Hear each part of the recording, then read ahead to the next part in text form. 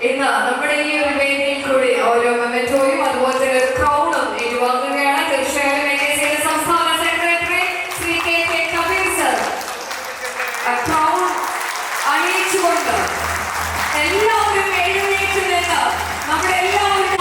നിറഞ്ഞ കയ്യങ്ങളോട് കൂടി തന്നെ ആഫ്രിന് ഒരിക്കൽ കൂടി നൽകണമെന്ന് റിക്വസ്റ്റ് ചെയ്തുകൊണ്ട് തന്നെ കബീർ സർ ക്രൗൺ